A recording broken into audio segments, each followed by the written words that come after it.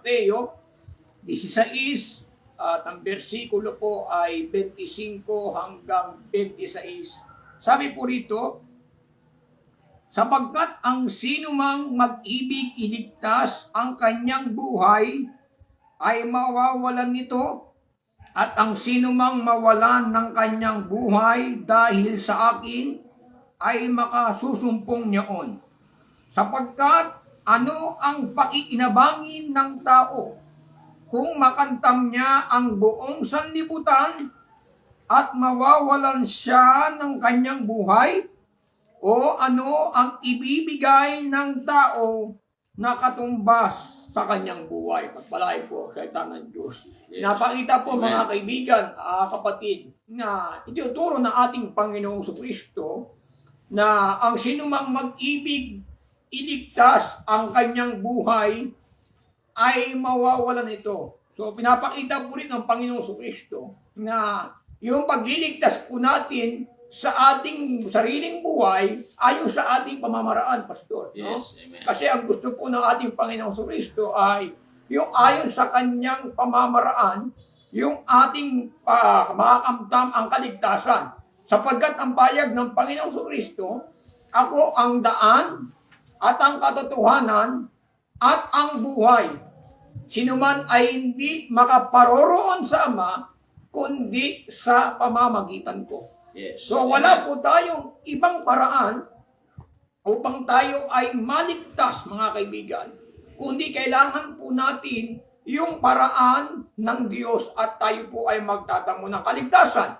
Pinapahayag ng Panginoong Kristo na makantam mo ang buong sanlibutan. Kaya sabihin po natin, mga kaibigan, na tayo na ang pinakamayaman sa buong mundo. Tayo na ang pinakatanyag, kilala sa buong mundo. Ngunit kung mapapahamak po ang ating buhay, hindi po kaya bayaran ng ating kayamanan ang ating buhay, mga kaibigan. Ang pera ay napapalitan, ang pera ay kinikita, ang sasakyan, pag nasira, pwedeng ipaayos, pwede rin palitan. Yung bahay natin ay pwede rin pong palitan, mga kaibigan. Pero yung ating kaligtasan, yung ating kaluluwa, ito ang delikado, Pastor. Yes, amen. Pagka ito'y napahamak, mga kaibigan, hindi na po pwede na bumalik po tayo sa lupa at maglilingkod uli sa Panginoon, aayusin natin yung ating buhay para tayo po ay magkamit ng kaligtasan. Ang ating kaluluwa po ay isa lang po, mga kaibigan.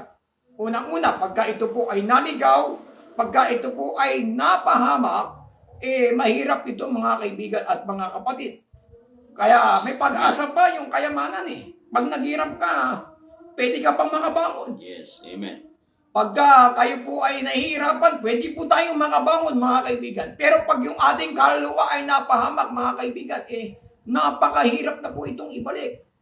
Kaya nagpapaalala po ang Panginoong Kristo, mga kaibigan, na kailangan po natin alamin kung gaano kahalaga ang kaligtasan na ino-offer sa atin ng Panginoong Kristo.